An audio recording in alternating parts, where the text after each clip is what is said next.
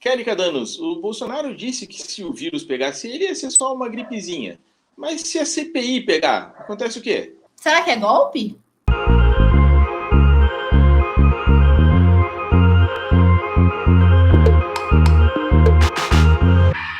Olá, eu sou o Rogério Galindo e essa é a Kelly Cadanos. do Regra dos Terços. Eu tô aqui falando pelo plural de Curitiba, a Kelly tá lá em Brasília. E esse é o Anexo 5, o seu programa semanal que fala sobre política em Brasília. Você já está acostumado a ver aqui no YouTube, no próprio site do Plural, também no Regra dos Terços. Você já pode ir aí clicando, assinando, se inscrevendo, clica no sininho e tudo mais para receber as informações toda semana, porque toda quarta-feira a gente está aqui falando do que acontece mais importante em Brasília e tentando falar de um jeito que não seja muito trágico, apesar de que as informações às vezes comprometem um pouco essa nossa tentativa. Kelly, toda quarta-feira, quando a gente não esquece. A semana passada não é que a gente esqueceu, é que a gente teve um problema de feriado e a Kelly também teve um problema de enxaqueca, que eu acho que ela inventou só para poder ter um dia de descanso, mas isso a gente vai ver na Justiça Trabalhista mais tarde. Jamais saberão. A gente está aqui falando hoje sobre CPI, né? A CPI que o Senado está instalando nesta semana para investigar possíveis, supostos erros do presidente Bolsonaro. Ele nega que tenha cometido qualquer erro desde março do ano passado. Qual é a sua reação sobre isso? Olha só, quem nunca errou, né? Que atire a primeira pedra. Mas o presidente Jair Bolsonaro dizer que desde março não errou nenhuma vez na pandemia, nenhuma sequer, acho que é um pouquinho forçação de barra. Mas eu confesso que até eu dei umas deslizadas, né? No que eu imaginava a respeito da pandemia de março para cá. Imagina o presidente Jair Bolsonaro, então.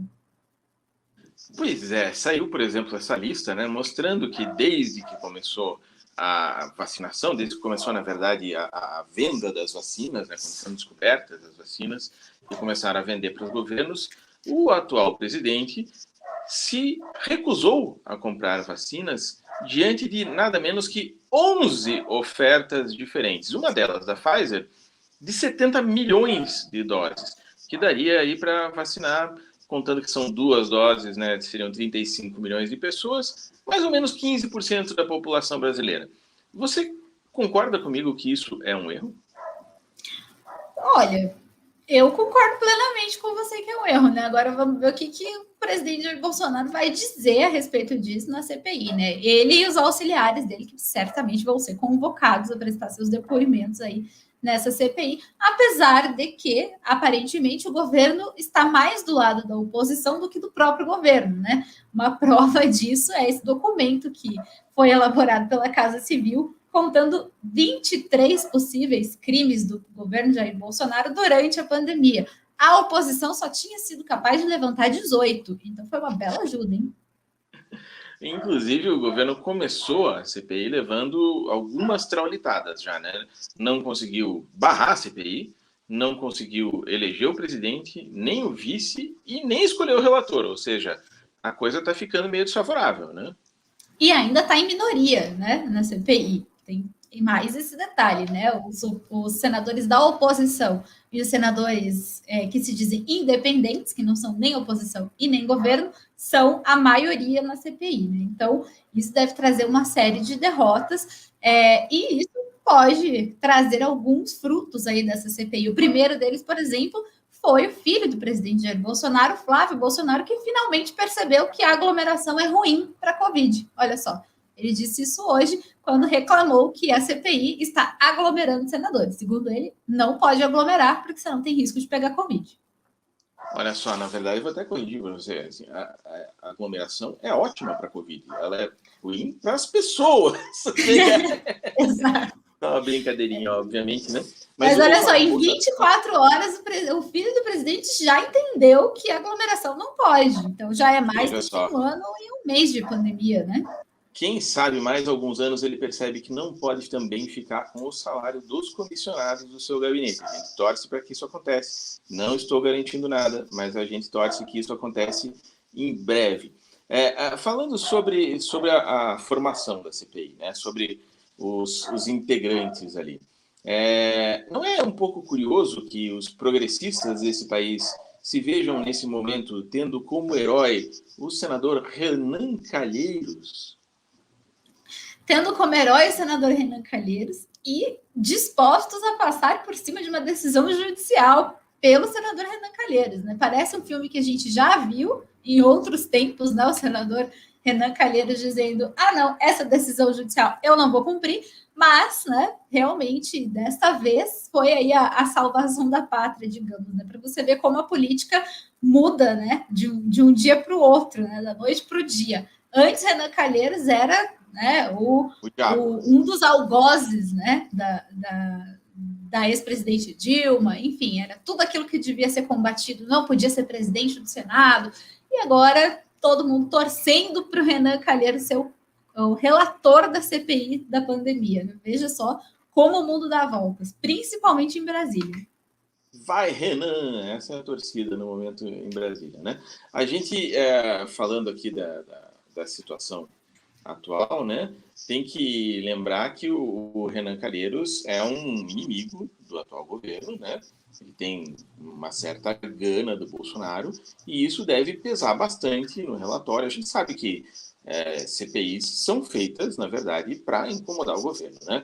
Embora eles digam que não é perseguição a ninguém, que isso, né, vai ser feito simplesmente para a gente averiguar os possíveis fatos, mas é claro que desde o começo tem uma agenda política ali, e a agenda é fazer com que o presidente pague pelos seus erros, pensando não só, lógico, né, na melhor gestão da crise, etc., mas também nas próximas eleições, etc., né?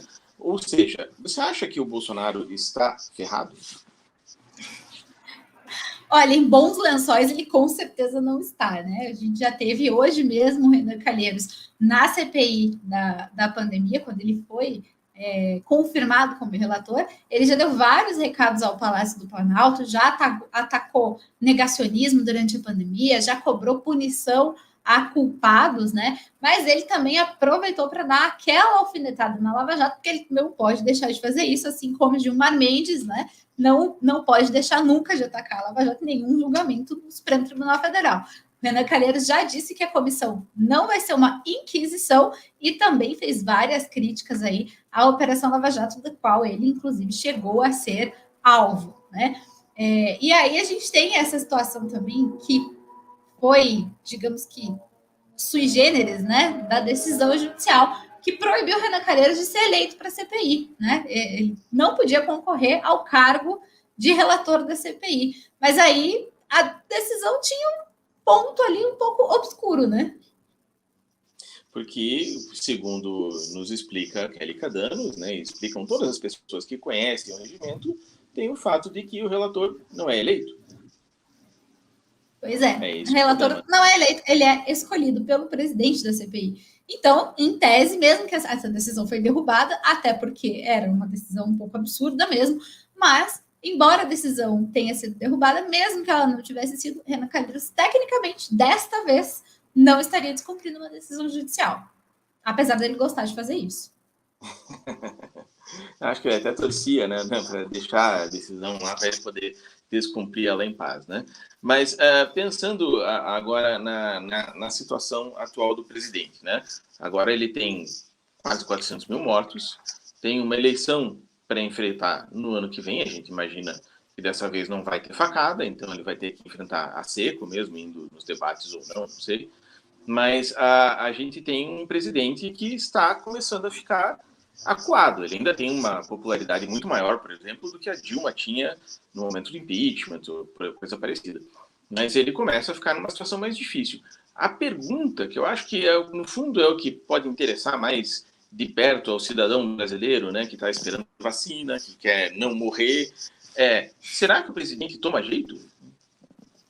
Minha aposta é que não. Minha aposta é que não, e também que a CPI, apesar de dar muita dor de cabeça para o governo, fazer muita propaganda negativa para o governo, também vai acabar em pizza. Essa é a minha aposta para a CPI e também para o governo. Acho que ele não toma jeito, não. Porque, na verdade, apostar que a CPI vai acabar em pizza, você tem 97% de chance, segundo as estatísticas, de ganhar, né? Pois é. Até então, porque mesmo que a CPI chegue à conclusão de que Bolsonaro orquestrou o agravamento da pandemia para produzir um genocídio da população brasileira, o Congresso não pode fazer quase nada com essa informação, né? O Ministério Público, né, a PGR, é que precisa se coçar, né, e apresentar uma denúncia a partir dessas conclusões da CPI. Agora, a pergunta eu faço para você: você acha que Augusto Aras vai denunciar o presidente da República? Eu acho que não. E se chegar no Supremo, também acho que não acontece nada. O ponto, na verdade, como você disse, é a mídia, né? O que eles querem é aparecer na TV, aparecer no Jornal Nacional, aparecer nos jornais, mostrando os crimes, os erros, os problemas de gestão que o atual governo, agora falando sério, evidentemente teve. Não comprou vacina, incentivou a aglomeração, desdenhou do problema, né? Dizendo que não era do tamanho que a gente sabia que era desde o começo. Então, é lógico que tudo isso vai ficar muito mais claro para a maioria da população quando o senhor William Bonner for lá e apresentar um depoimento do Senado, né, na CPI, em que alguém, um técnico, um político, revele essas informações de maneira contundente. Então, lógico que vai ter um peso na eleição, vai ter um peso sobre o governo. Agora, de fato, assim, o que eu torcia não é nem o peso que isso vai ter na eleição, é que o presidente, vendo tudo isso, percebesse, né, que tinha que mudar, que tem que... Mas é tão desalentador, né, porque parece que não tem jeito, né? Pois é, né, Galindo? Mas aí é aquela coisa, né? A gente já viu tantas vezes, né, as instituições tentando enquadrar o presidente, né? E aí ele volta, dá um passinho atrás, dá uma moderada no discurso, mas geralmente não dura uma semana, né? Então eu confesso que tenho muito pouca esperança de que isso aconteça. Mulher de pouca fé. Mas tudo bem, nós vamos aqui torcendo, vamos informando vocês toda quarta-feira sobre o andar da carruagem, e você pode nos seguir aqui no YouTube. Deve nos seguir. No YouTube. Deve nos seguir. Inclusive, nós estamos tentando passar uma lei que torne obrigatório assistir o Anexo 5 toda semana, mas enquanto isso, você pode fazer isso voluntariamente no YouTube ou do Plural ou do Regra dos Terços, nos sites, nas redes sociais, nos acompanhando. E, aliás, acompanhe o Regra dos Terços, esse belíssimo site de Brasília que a Kelly e o Eric fazem com tanto esforço. E também acompanhe o Plural aqui de Curitiba, contando as notícias da capital paranaense e falando também um pouquinho sobre Brasília. Kelly, brigadão. Até semana que vem. Até!